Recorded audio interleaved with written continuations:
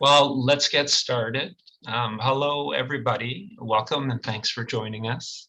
I'm Rob Comey. I'm the specialist lead for this project. I practice psychiatry in Vancouver. Tonight, we're thrilled to have Dr. Bruce Tobin join us. He's going to present on legal psilocybin-assisted psychotherapy. Before we go on, I'd like to acknowledge that I'm speaking from Vancouver, which is located on the unceded territories of the Squamish, Tsleil-Waututh, and Musqueam nations. Tonight's presentation will be the second of 7 in our virtual series on psychedelics and complementary techniques. This series was conceived by Ellie Molnar, our project manager. We're also joined by our GP lead, Dr. Jenna Creaser. They've worked very hard to put these presentations together for us, so thank you both. So let's quickly go through the agenda for tonight. We've got the agenda slide here, great. First, Dr. Tobin is going to introduce a taped presentation. He gave the presentation previously for palliative care rounds at Kelowna General Hospital. The presentation is titled, My Experiences with Psilocybin in Palliative Care, the First 6 Cases. So please write down any questions that come up during the presentation. You'll have a chance to post them later in the chat window. And at that time, we'll do the live Q&A. After the video presentation, we'll gather briefly in breakout rooms and discuss it and get a chance to meet each other. Next, Dr. Creaser will host the Q&A session with Dr. Tobin, and he's going to answer your questions at that time. We'll aim to wrap up by about 8:30 tonight. Please note that this session is being recorded so others can, so others can enjoy it later. The breakout rooms won't be recorded. And Dr. Tobin will be thoroughly introduced in the video. In brief, he's a clinical psychologist based in Victoria, and he's the founder of TheraPsil. TheraPsil is a coalition of healthcare professionals, advocates, and stakeholders dedicated to obtaining legal access to psilocybin-assisted psychotherapy for Canadians in medical need. Please give a warm virtual welcome to Dr. Tobin. Thank you very much. Hello, everyone. I'd like to begin tonight by thanking Ellie Molnar for this opportunity to meet with the group tonight. I'm always excited to make a presentation like this because the advent of psychedelic psychotherapy into my professional practice has really been probably the most exciting and rewarding aspect of what's now been a 40-year career of private practice. As mentioned, back in November, I was invited to make a similar presentation to the Kelowna General Hospital rounds. And they asked me to speak not so much about the marvelous scientific progress that we've been witnessing in the last few years, but to focus more on my personal and professional experiences in treating the first legal patients that received authorization and approval from Health Canada. So let's listen to the presentation together. It's about 20 minutes long, and then I'm really looking forward to some questions and discussions about what we hear. Okay, let's roll it.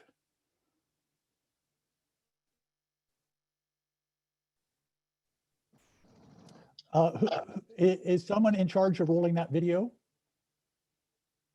Okay. Yeah, it should happen imminently.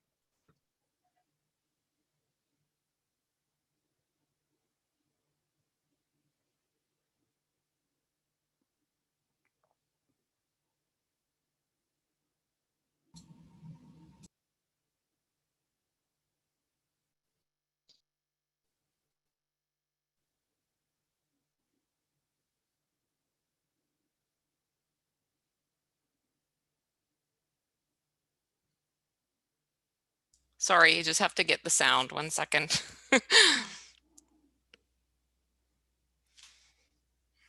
Thank you, Antoinette, for your tech expertise. No problem. Not sure if I'm the expertise here, but just 1 sec. Sure. I'm always glad when somebody else is responsible for it. Agreed. Me too. It's just amazing we're able to do all this, right? Here we are, 68 people here together watching this.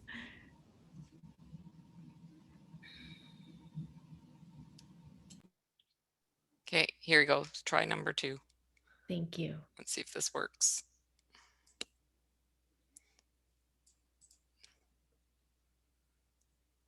Facing end-of-life distress. Since early August, Health Canada has approved 13 applications for medical use for terminal patients. I think it's more now. Bruce has just completed Canada's 6th legal psilocybin-assisted psychotherapy treatment, and he's here to tell us more about real-life experience helping these people with psilocybin. So, Bruce, over to you. Thank you very much. Thank you, Neil. I just want to thank you first for the opportunity to present. This is going to be the first time I've presented publicly in relation to particular patients that I've treated. So I regarded this as a real honor. And thank you, Sarah and Daniel, for so well setting the stage for what I have to say. The big challenge here is to deal with this in 20 minutes. In early 2017, I first filed a class action application with Health Canada that would allow me to provide compassionate psilocybin treatment to terminal patients suffering from end-of-life distress. And we estimated at the time that there were about 2,800 new cancer patients every year in Canada who would qualify for our program of compassionate treatment. My class action application was denied finally in January of this year, but our patient advocacy organization called Therapies began to sponsor applications for individual specific patients. And Health Canada granted the first group of 4 approvals in early August of this year, and I was able to provide Canada's first legal psilocybin treatment on August the 12th. As Daniel mentioned, there is a fairly well-defined protocol that has become classic in the research literature. We undertook to follow this protocol very closely. It involves first a physician-conducted intake process, a medical and psychiatric assessment process, and then at least 3 preparation sessions prior to the psilocybin session, and then at least 3 follow-up so-called integration sessions, which focus on helping patients understand their psychedelic experience and find ways to apply that experience to the issues in living that they currently face. Patients lie down throughout the session wearing eye shades and listening to a program of music that plays continuously. Conversation between therapist and patient is discouraged through the acute phase, and a co-therapist always assists me. We encourage our patients to simply go inside, to surrender to the experience, to go with whatever presents, to just be with and stay with it, and to let it move you. So Just to give you a sense of what this work has been like for me, let me offer a couple of brief clinical sketches of patients that I've treated so far, and then share with you some of what I'm noticing in my sessions and how I'm beginning to understand the psychedelic therapy process based on my own experience with patients.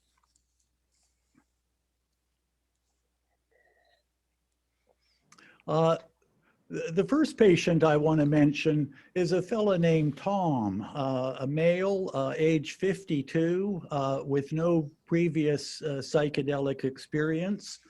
Tom is an IT guy, very bright, very articulate. He was diagnosed with stage 4 bowel cancer about 3 years ago, and it's now spread through his abdomen. He's now had 3 surgeries and 9 rounds of chemotherapy. Tom's presenting issue was extreme anxiety. He said, I worry that I won't be there to provide for my family.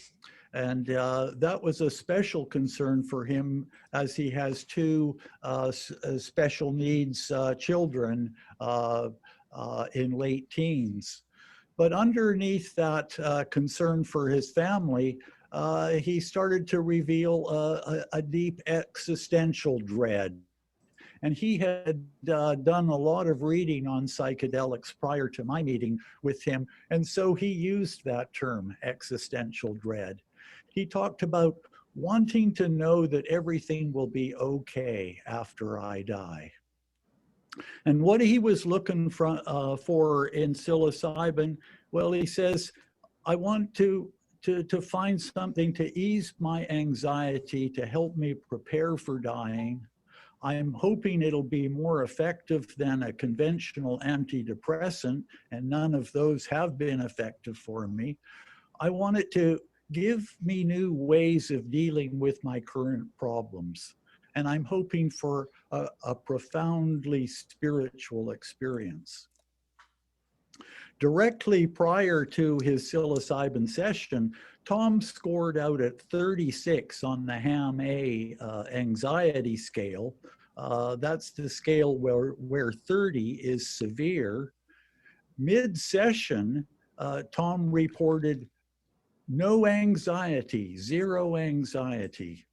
And the following day, Tom tested out at 6 on the HAM scale, right in the middle of the normal range. Now, 4 months later, Tom says that his anxiety has not been a problem since psilocybin. So far, so good. And Tom expressed his pivotal insight as follows. He says, as I sunk deeper into the music, I felt that I became the spaces between the notes.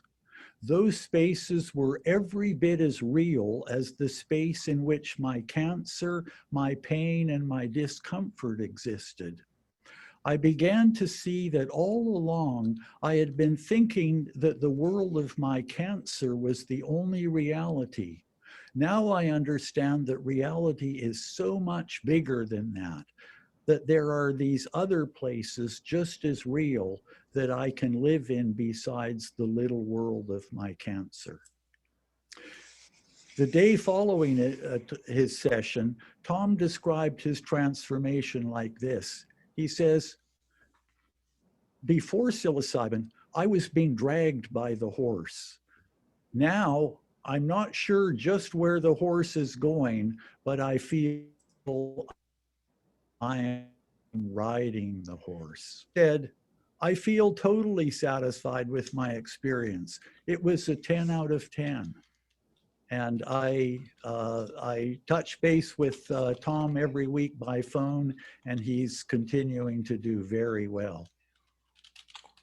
I want to also mention Mary, who was a former patient of mine in conventional therapy more than a decade ago. So I had a good prior therapeutic relationship with her. She was diagnosed with terminal breast cancer about 14 years ago, and it mysteriously went into remission. Now she suspects that a node is coming back in her lung and is currently undergoing more tests and waiting for results. So when she went into her psilocybin session, she was in a real limbo. She had talked about suffering deep existential end-of-life distress back when she feared dying.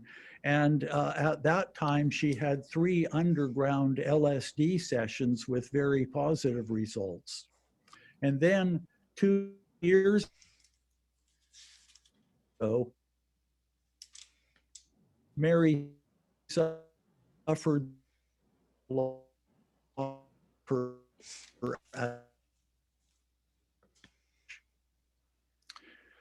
But her biggest issue was that every time she started to get former end-of-life distress would return with a vengeance.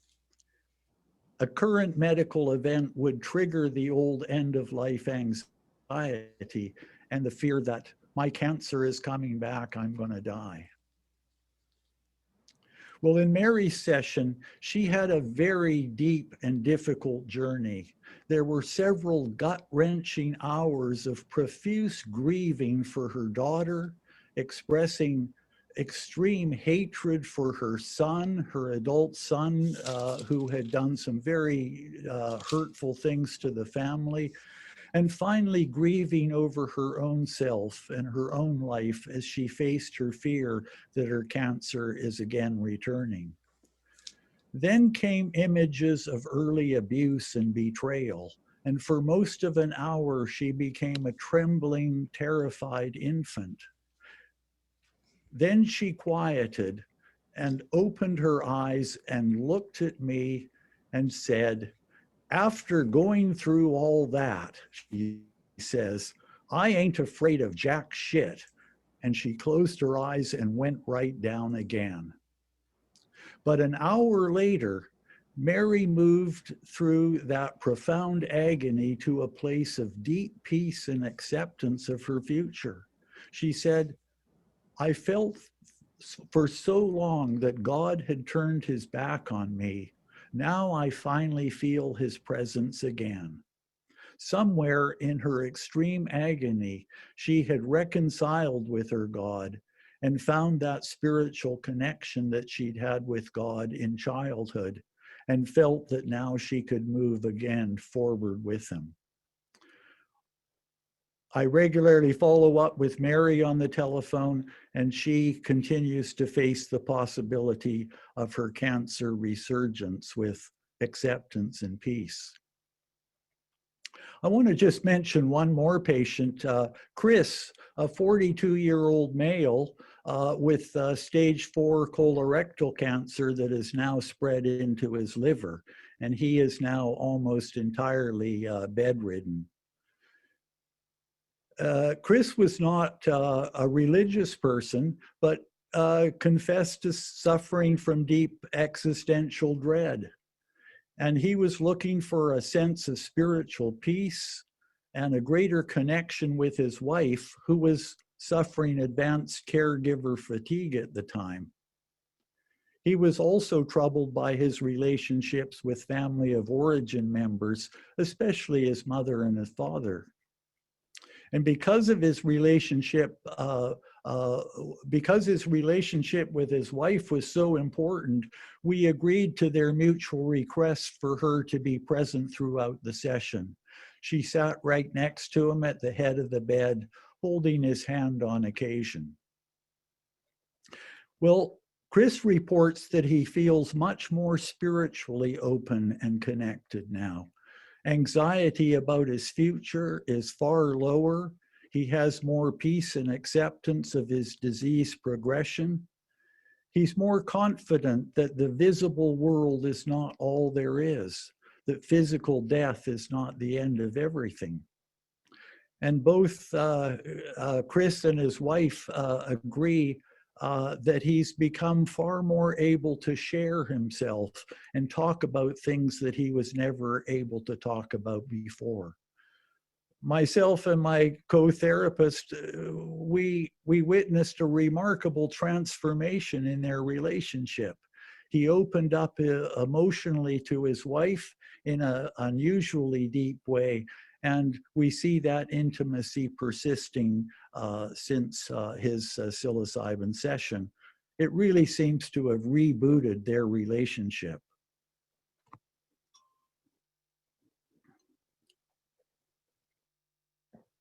So, reviewing all 6 cases over the last couple of days has challenged me to really put together some preliminary understandings on a personal level about this process based on my own experience as a therapist rather than just my reading of the research literature. And several things are becoming clear on the basis of my experience. I guess the first is that psilocybin is not a silver bullet. It's not going to be a magical cure, despite the media hype and the misguided expectations that hype creates. 2 of 6 of my patients showed outstanding results, and all these treatments we regard as successful, though some more so than others. With all patients, we saw significant reductions in depression, anxiety, and demoralization. No patient expressed any regret about having tried psilocybin, and all have accepted that what came up for them in their sessions was kind of what needed to come up. And all except one who is now deceased expressed interest in further treatment with psilocybin. It's becoming clear to me that the psilocybin experience does not guarantee a state of well-being. It's not a feel-good drug. It's not about what the medicine does to the patient, but it's about what the patient can do with the help of the medicine. It leads to healing experience for those who can deeply surrender to it. And if they cannot, there tends to be a struggle with the stuff that gets in the way of letting go. It can involve some real hard emotional work before getting to a place of greater well-being. I've seen that some patients can surrender much more deeply than others to the healing experience. And it seems that 2 factors can influence this. And the first is the depth of the relationship of trust and rapport between the patient and therapist. And the second, and I saw both of these in the case of Mary, it was very helpful for her in her latest session that she'd had a prior positive psychedelic experience. So it seems that the therapist and over time and to the level that they need to, we have to establish call it a crucible of safety, both physically and emotionally for them. Patient experiences, I see, tended to occur across a broad spectrum. On one hand, some patients regarded the somatic aspects of their session as very important to their healing process. And these sessions involved real emotional drama, crying, weeping, trembling, shaking, some muscle contractions. But others remained much more quiet and passive. They regarded their experience in much more cognitive, abstract language. For them, it was more a spiritual or transpersonal experience involving a sense of connection with others, oneness with all things, or encounter with a transcendent being. Their experience involved peace,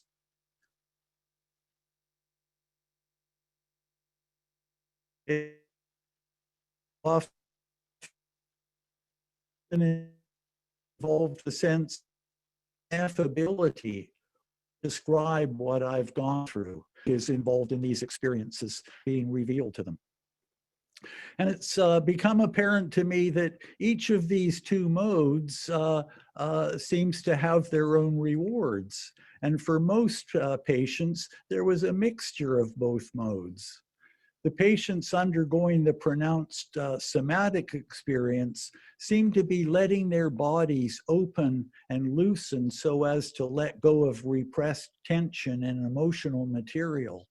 And those somatic releases tend to be accompanied by conscious experience, that is, memories or images of the emotional material underlying the tensions.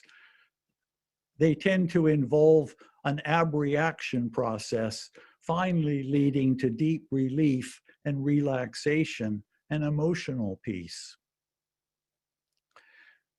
Patients undergoing the more spiritual experience involving oneness with all things or encounters with a transcendent realm tended to describe experiences that led to cognitive changes in their metaphysical worldview.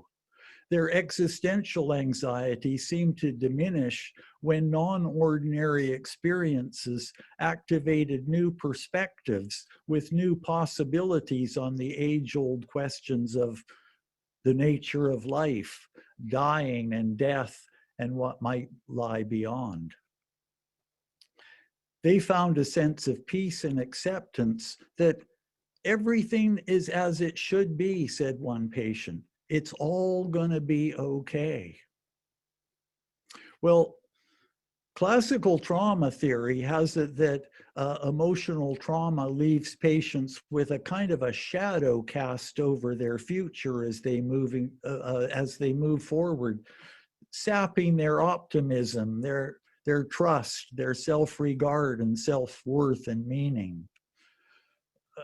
I'm beginning to see that in contrast to trauma, psychedelic encounters with a transcendent order appear to cast not a shadow, but a kind of a sunbeam over the patient's path moving into the future, enhancing optimism and purpose, meaning and resilience. It seems to be protective against the vicissitudes of daily life. And another thing that really stood out for me in these 6 sessions was, I'll call it the primacy of love relationships.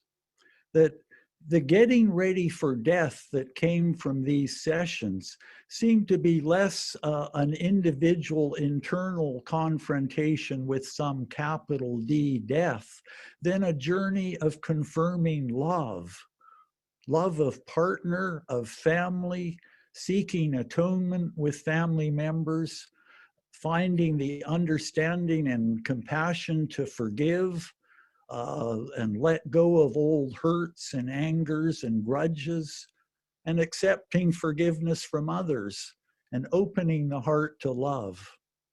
So the big theme in this group of 6 seemed to be that that healing one's primary love relationships was a huge part of getting ready to die.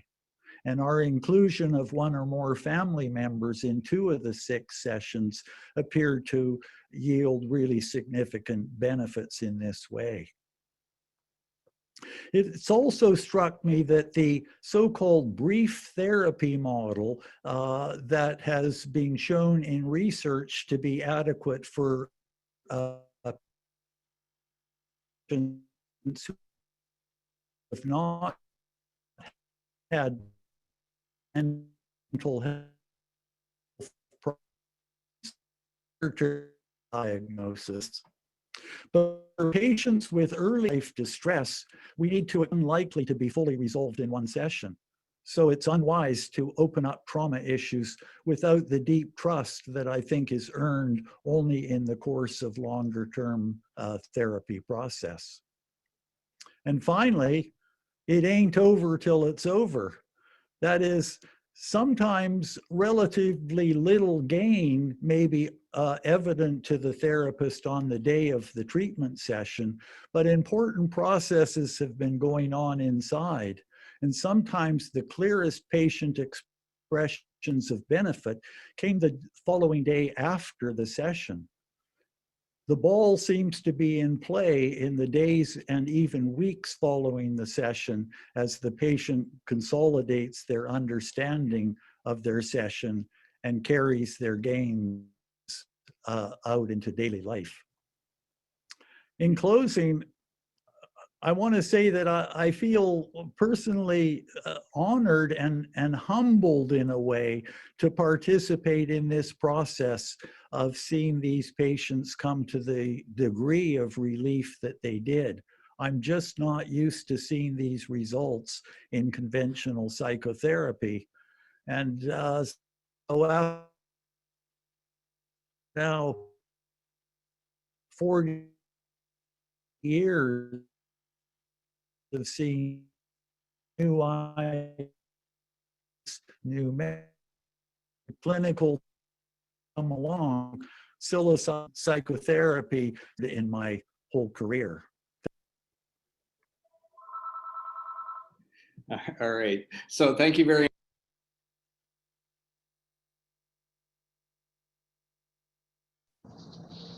Great. Thanks so much, Bruce. That was fantastic. And we're honored that you could share these powerful stories of patient experiences. It's terrific. We're going to do breakout rooms now. We'll start the breakout rooms and we'll be in them for about 10 minutes. Please appoint a timer. If the timer could give each person in the breakout room 2 minutes. And in that 2 minutes, we'd like you to do the following. Introduce yourselves, your location, and your area of expertise. Also share reasons for attending the session today. And of course, share your thoughts about the session so far. And I think we should be ready to go soon.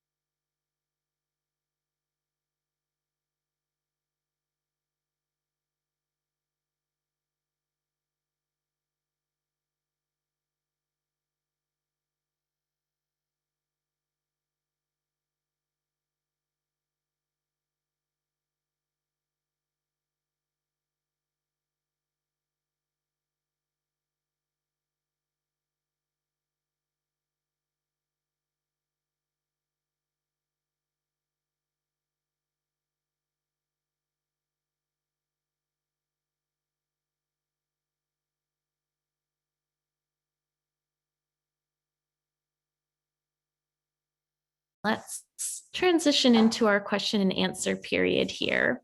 And so what I'd like to invite you to do is if you have a question or something even that was left over from your breakout room that you'd like to continue, feel free to go ahead and you can pop it into the chat and Bruce will kindly answer those questions for us.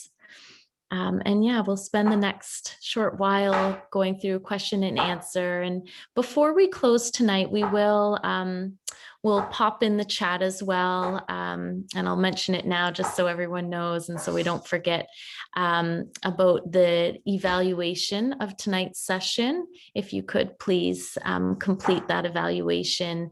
And there's a separate link, a second link to complete just to log your attendance. That way Antoinette and the RCME folks know who to send the certificate of attendance for, so you can claim your CME hours. And so, Bruce, I'm just looking for you out there in this sea of wonderful faces. There you are. So we have a couple questions coming through already, and let's start with the first one I'm seeing here.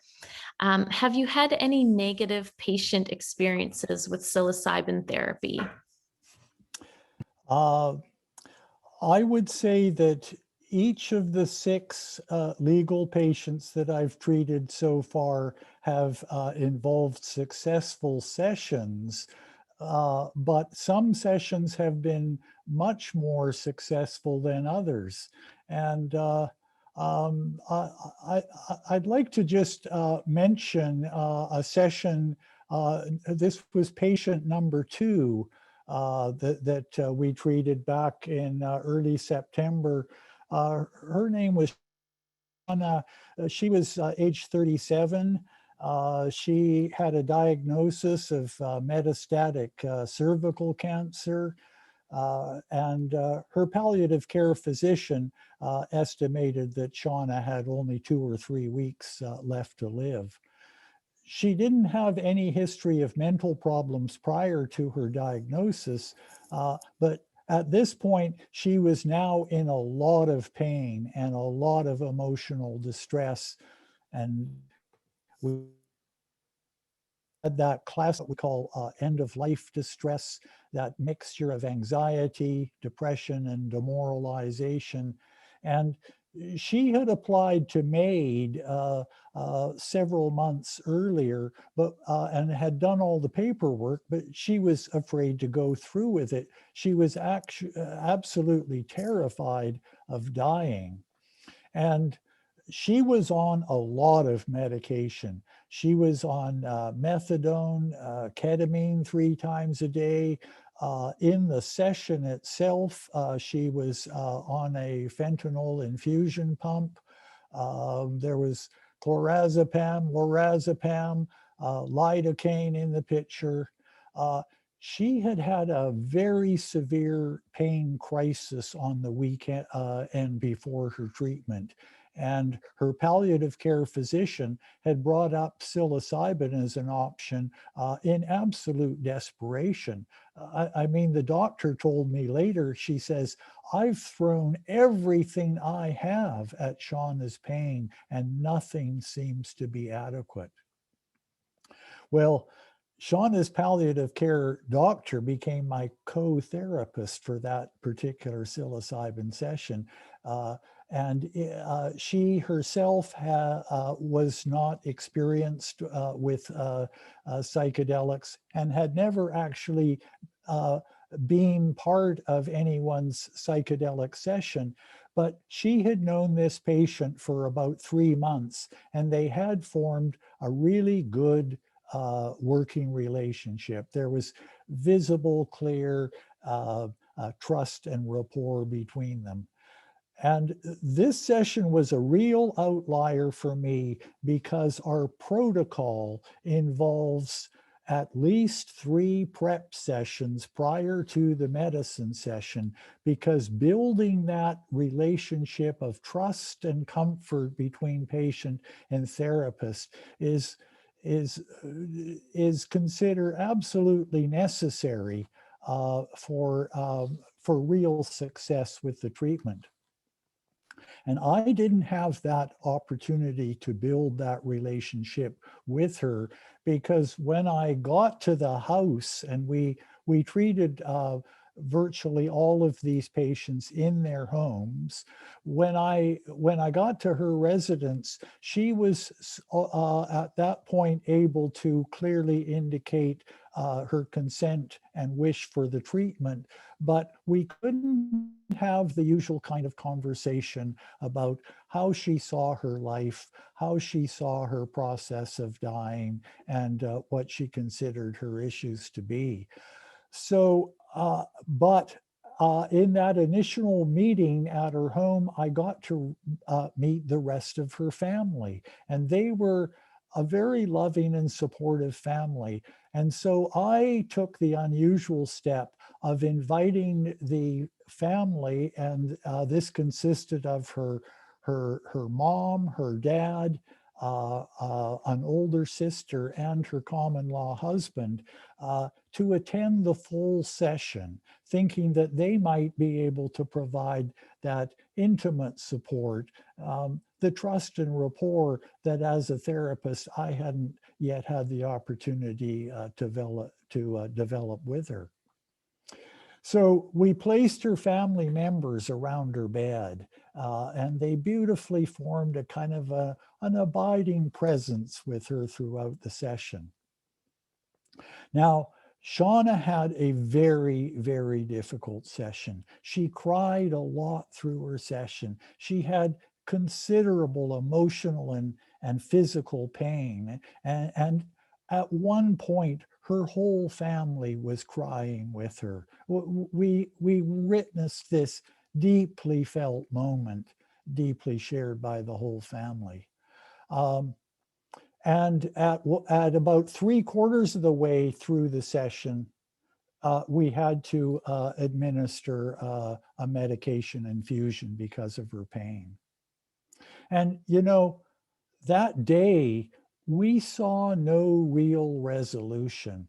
It was by no means the classic turnaround in Shauna's misery.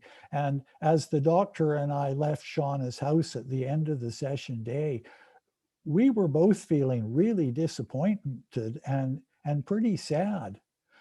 But here's the thing. The 2 days later, I get this astounding call from my physician co-therapist. She tells me, Shauna's had a super outcome. 24 hours after that last infusion of fentanyl in the ending of the session, she now has no pain. And the doctor had been completely able to pull back on all the pain meds and the other meds like the clonazepam. And so Shauna at that point became totally present and available to her family. And not only had the pain disappeared, but there was a 180-degree change in her attitudes toward dying. She let the doctor and the family know that she was ready to go. And the following day, she messaged all her friends and said that she was going and invited them to come over to the house to say goodbye, which they did.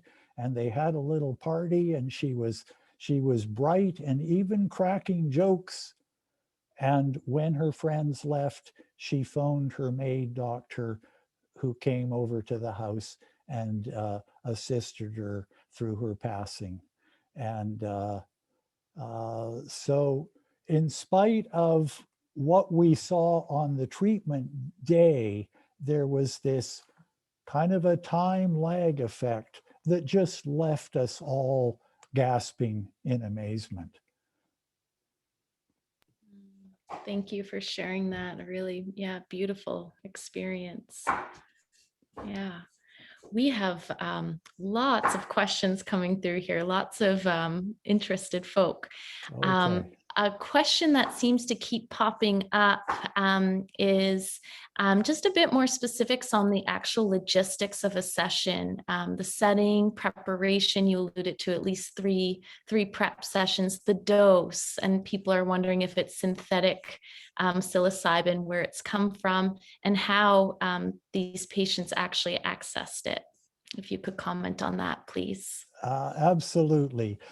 In all cases so far, these 6 treatments have involved administration of dried organic psilocybin mushrooms. Now, we would dearly love to have legal access to synthesized psilocybin, um, which is used in virtually all of the large clinical studies, the kind of thing that's going on at Johns Hopkins and New York University. Now, we had one patient um, uh, who had a very tough reaction to the mushrooms themselves. This is a woman who had metastatic breast cancer.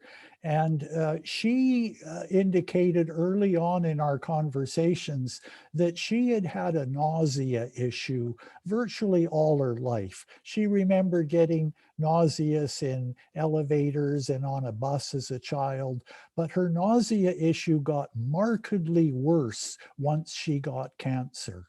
And so gave her grams of desiccated mushrooms chopped up into orange juice, which is our usual method of delivery. And she had a very quiet, uneventful session, except for 4 really bad bouts of nausea, in which it was heavy retching and vomiting. And she got a very positive benefit from the session in terms of uh, um, she felt that she used a metaphor of a stone, how she had been polished and smoothed through the process, and she indicated that the whole world felt smoother and more relaxed and more forgiving for her the following day. But in spite of a real positive emotional outcome, her ongoing nausea has really kind of leached away some of the positive benefits from her session.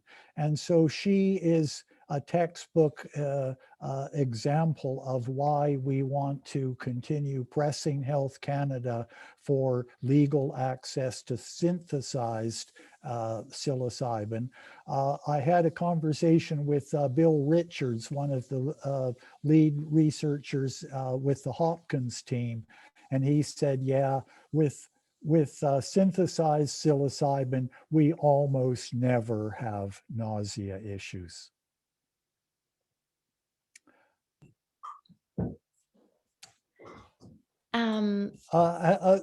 There were some more parts of that question. Okay, I recall. great.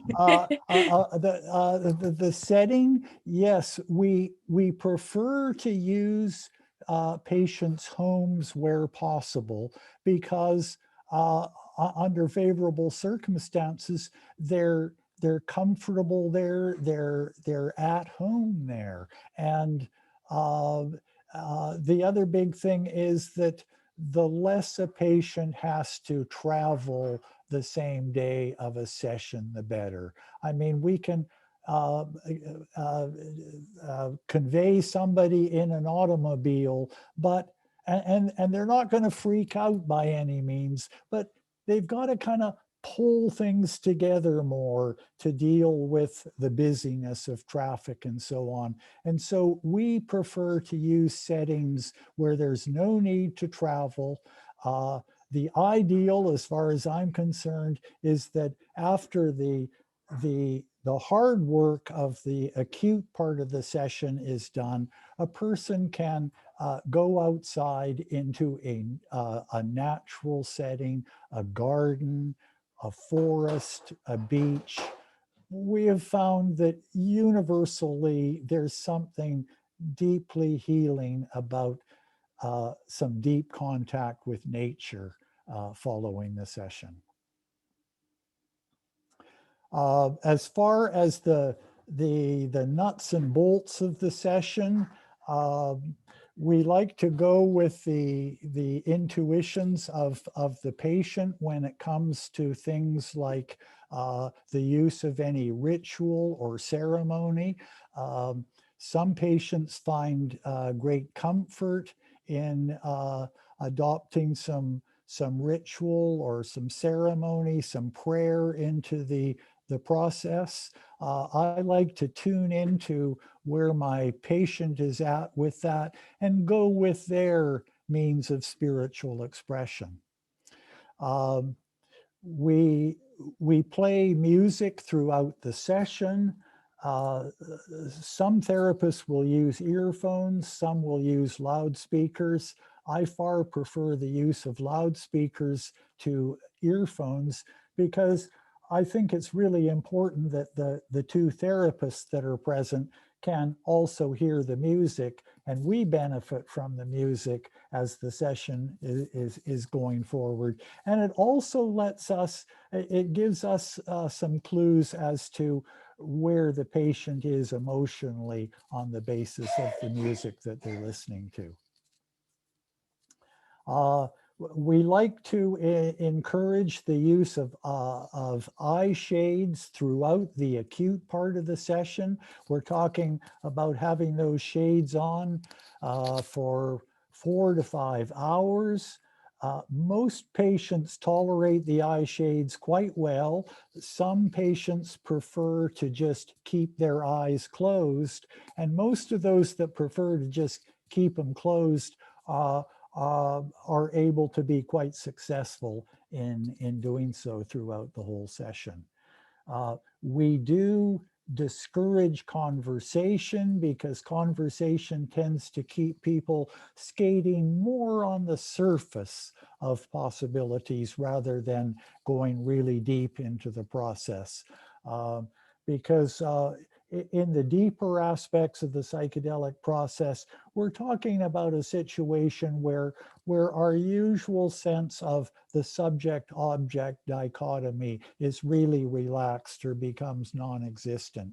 And with the diffusion of that subject-object duality, language becomes pretty much impossible. However, I, as a therapist, tend to be taking notes throughout the session. Sometimes the patient will utter a word, a phrase, or even several sentences, and I'm going to want to write that down and hope that we're able to circle back to those comments in our follow-up integration conversations. So that's the general gist of it, but if there are other questions about the specific practicalities of the process, I'm happy to continue. Thank you, Bruce. Yeah, unfortunately, it froze right at the moment when you mentioned the dose. And just curious as well, is this the standard dose? Is it weight-based? Kind of what determines the dosaging? Yeah, it's more or less weight-based. Our standard dose is 5 grams of dried organic mushrooms. And I don't know whether you caught that we tend to grind them up. A little coffee grinder often works, and put them into, some patients prefer tea. A couple of patients have preferred a juice like orange juice. And both of those tend to work pretty well. So the dose of 5 grams of dried organic mushrooms is pretty much in line with the dose size that's used in the trials at Hopkins and New York University.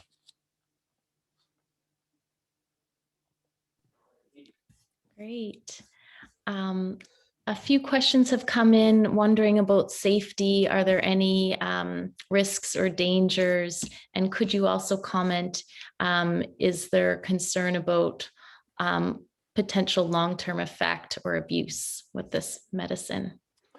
Yeah, good questions. Back in December of 2016, two concurrent landmark studies came out, one by the Johns Hopkins team and one by the New York University team. I'm just going to reach for something.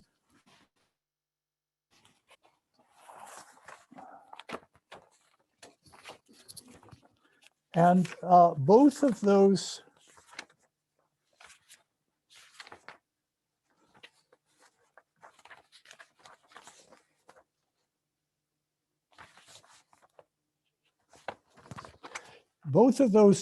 teams were really clear around the adverse effects issue.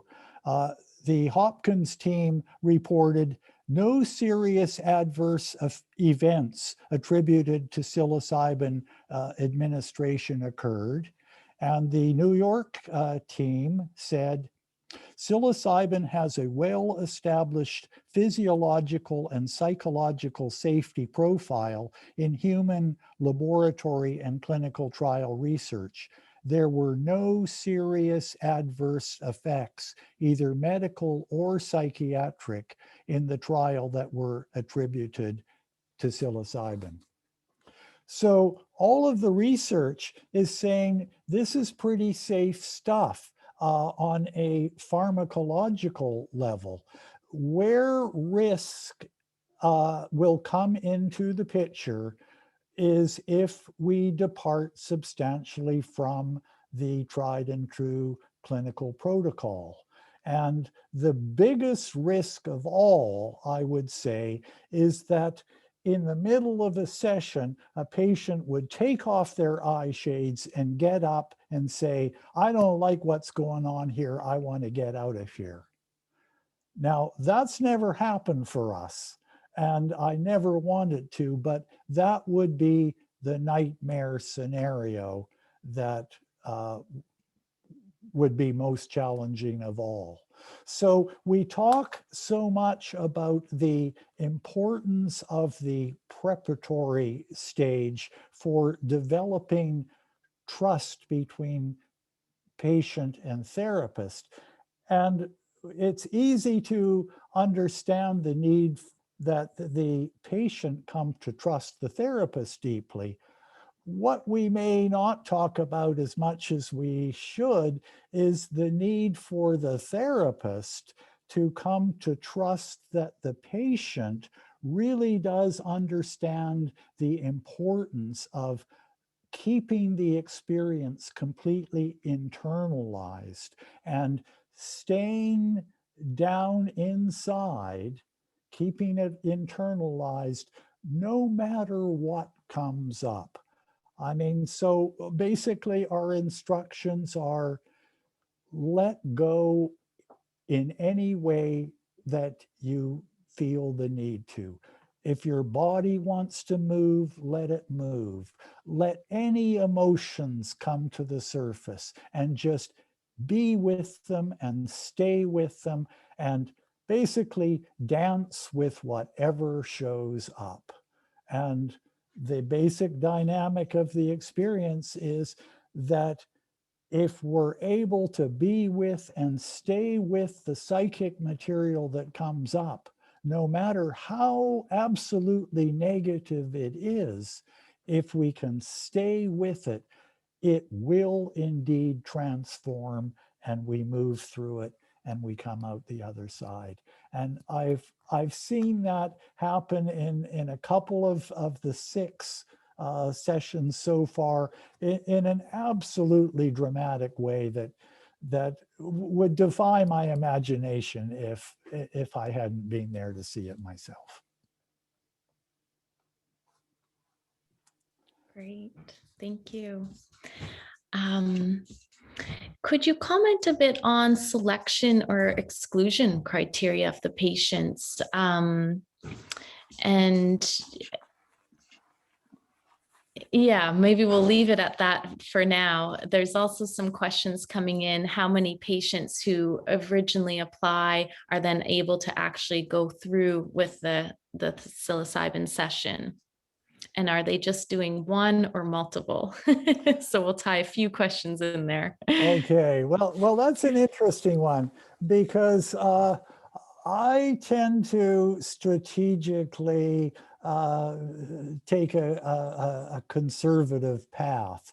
And I noted from these landmark clinical studies from 2016 that their whole treatment model was around one clinical session, one medicine session.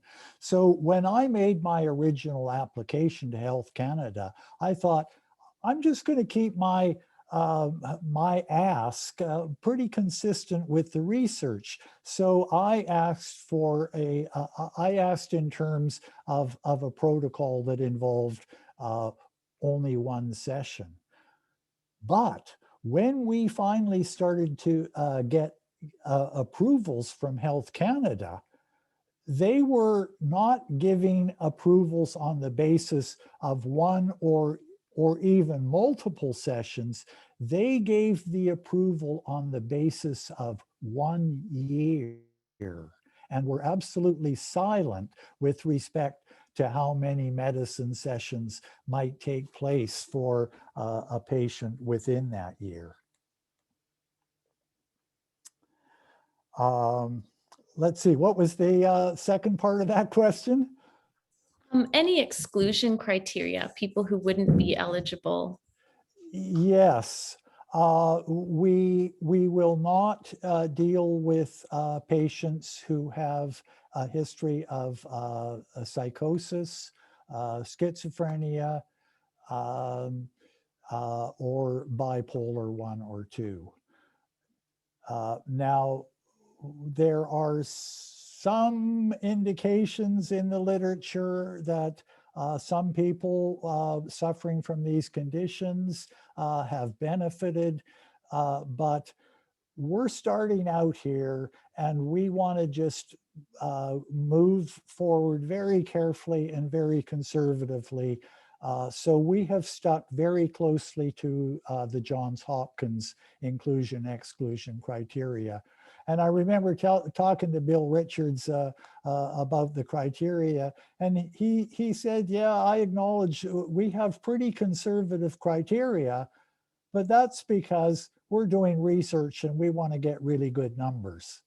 And that makes complete sense. And I'm thinking that as this moves out of research facilities into the real world, those criteria will start to become loosened somewhat.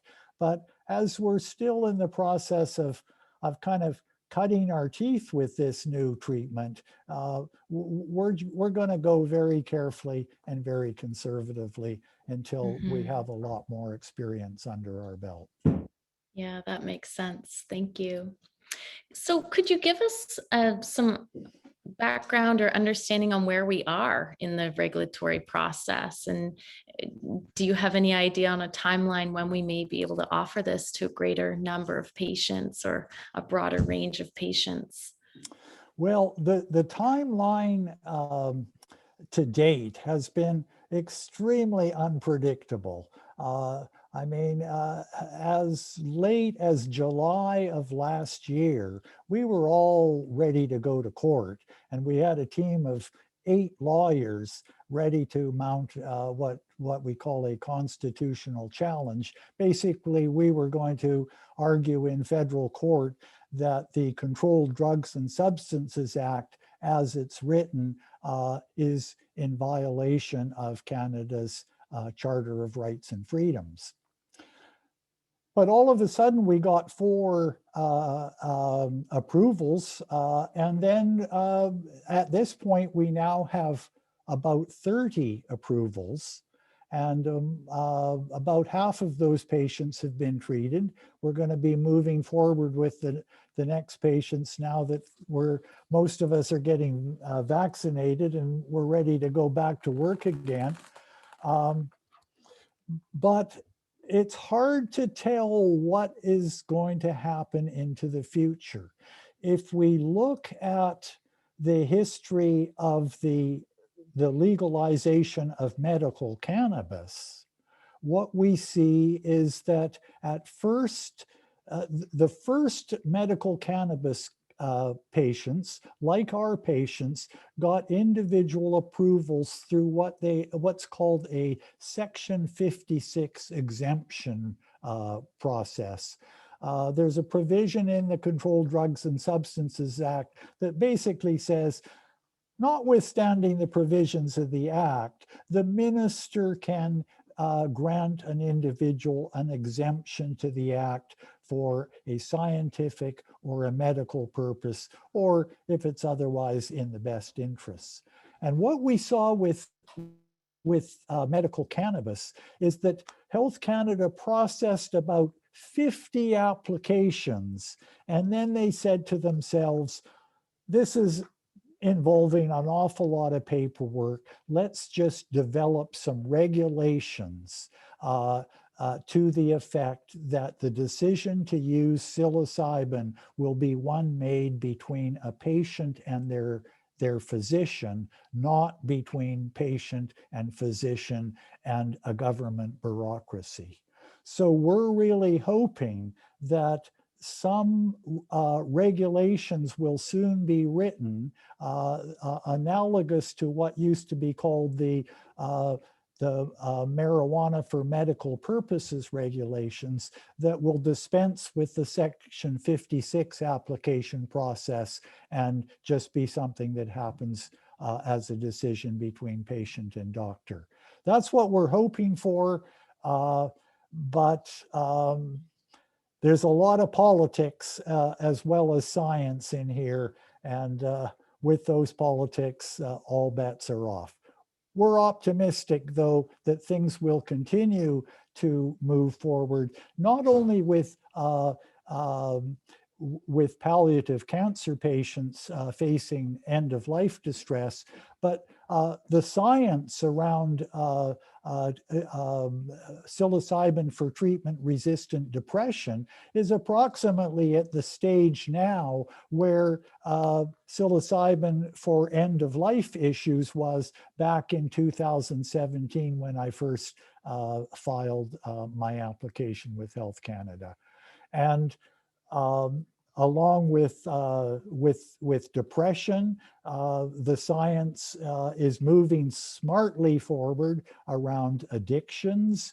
I expect that within the next several years, we're going to see programs explicitly treating substance disorders and alcohol use disorder. I think there's going to be I know there's already a great deal of interest in application of psilocybin to issues like PTSD and pain management as well. Now, of the 5 areas that psilocybin most seems to have beneficial application to, pain management is the most hit and miss one. We cannot guarantee the outcome we want to see with psilocybin when it comes to physical pain. But anecdotally, there are too many stories of almost miraculous turnarounds involving physical pain. And the patient that I mentioned earlier, Shauna, would be a good example of that. I'm also hearing people talk about how psilocybin is the only thing that seems to work for their cluster headaches. And we really don't understand very well medically how that's working. I remember speaking with a woman in Toronto a couple of years ago with suffering very badly from trigeminal neuralgia. And she told me that she takes up to 30 grams at a time. That would be 6 times our regular dose. And she says that knocks out her trigeminal neuralgia for up to 3 months. And the most astounding thing for me about that is that she says, even when she takes 30 grams, she says, I don't get any psychoactive effects whatever from that. How does that work? We don't know, but it seems to work for many people. Wow, very interesting. Very interesting. Oh, I'm mindful of the time here. It's 8:22 and there have been so many very interesting questions as well coming through. So I'm going to try to lump a few more together into one final question. And my apologies to those who we didn't get to this evening. It seems like this could definitely be an ongoing session, and perhaps we'll have you again, Bruce. So thank you. Curious a bit about the therapy and the counseling that's happened around sessions, and how was that developed, and what process went into that? And another question along the same lines is it necessary for the therapists, yourself and others, to have their own personal experience with psilocybin? And if you're interested and open to sharing, one question even was, how did you come to be using psilocybin for therapy, Bruce? Okay. Well, lots of questions in there. I don't know whether you can tell by the color of my beard, but I'm a child of the 60s. I came of age in the late 60s with the first psychedelic revolution. Back then, it was mainly LSD and not so much mushrooms, but I partook of both early on. And I did experience some distinct benefits myself. And back then, just outside of Vancouver, there was also a treatment center that was legally using LSD. And they had to shut that down in, I think, about 1972. But that was in the mix as an up and coming therapy at that point. How important is it that therapists themselves use it? I guess the analogy that I would make is if I want to visit a strange land with a terrain that I'd never experienced before, I would really like to make that journey with a guide who knows the land very well.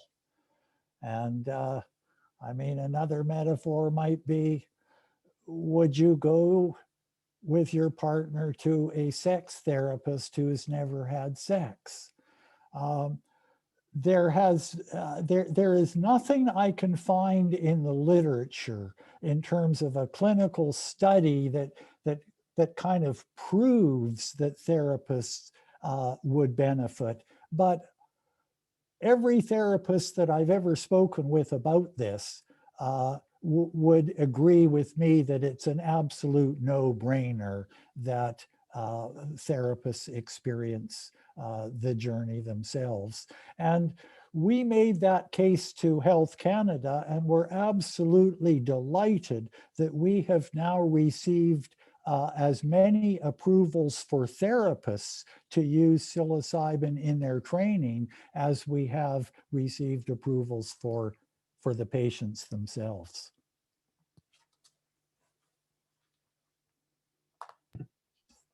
Wonderful. Thank you so much. And then question about the counseling or the therapy around the sessions. And back in the 60s, it used to be thought that, well, you give somebody one of these psychedelic compounds and it's transformative. And I remember people fantasizing about, well, we should put LSD in the water supplies of all the major cities in the world. And now we understand that if it's just a matter of ingesting a certain substance, a person can have a dramatic experience. It's like they could shoot like a rocket up into the stars, but when they come down, they just go down into that same little silo that they came from. And so we're talking about psychedelic assisted psychotherapy today rather than psychedelic therapy, which sounds much more pharmacological. And so in the prep sessions, it's all about helping the patient to get clear on the issues that they face. We encourage them to do a kind of a life review. We encourage them to talk about their family history, their social history. Taking a detailed spiritual history is very important. So it's about helping them to bring the issues into focus and to kind of tweak those issues so that they're a lot closer to the surface of consciousness, so that when they get to the medicine session itself, that material will be more accessible to them. And then in the follow-up sessions, in the so-called integration sessions, well, integration is all about integrating the material from the psychedelic session into the day-to-day life of their time going forward. So we're encouraging them to find ways of retaining the positive aspects of the experience, kind of preserving those in an inner sense. And the question becomes, how can we apply the insights, the truths that have become clearer through the psychedelic session to the specific issues that you face as you go forward day to day?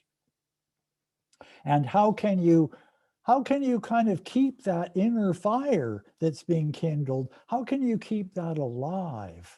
So I have a background as an art therapist. So one of the things I like to do with my patients is to encourage them to draw pictures, a metaphorical picture. I'll encourage them, can you draw yourself feeding a fire, keeping the fire bright? Or can you create a picture that shows yourself tending a plant or a garden? And how will we tend these precious truths that have been discovered through the medicine session to preserve them as you go forward into the future? Wonderful, wonderful. Thank you so much. I feel we could sit around and chat all evening with you here. We're at time, but I'm wondering if there's any last little pearl that you'd like to share with us, or what we can do as healthcare providers to help keep this movement going forward in a good way. Well, I guess the thing I would like to share with you is my personal joy that I've experienced in seeing this whole new set of possibilities going forward. And that joy for me is really enhanced by seeing so much interest in a group like this tonight, where I didn't see this interest 5 or 6 years ago, and now it's becoming much more mainstream. So I thank you for that interest, and just want to let you know that having been in private practice in psychotherapy for 4 decades now, this is something radically different from anything that I learned in grad school and all those follow-up PD kinds of workshops, and new books and new articles keep coming out year by year by year. And those of us who've been around for a while, it starts to seem like the same old stuff gets recycled now under slightly different names. But this is something that is likely to be a real game changer in psychology and psychiatry, and I'm glad that you're along with me on this journey. Thank you. Great. Thank you so much, Bruce. I would echo Jenna's comment. I could sit and listen to you for hours. The work is very inspiring, and I think your enthusiasm has definitely rubbed off on the rest of us. And I like this as a metaphor for life. Dance with whatever comes up. That's excellent. So thank you. Our next presentation is going to be on June 9th. The topic is MDMA-assisted psychotherapy in trauma survivors, research phase 3 study and clinical experience. And that's going to be presented by Dr. Ingrid Pacey. Don't miss that. It should be excellent. You'll receive a registration link and invite again, like you did for the past couple of talks. Thanks also to our tech support. Much appreciated. Thank you, Kirsten and Antoinette. And thank you all for coming. Have a terrific night. And thanks, Bruce. It was fantastic. Thank you. Okay. Bye-bye. Bye-bye. all. Thank you, Bruce. Bye. Take care. Thank you, Bruce.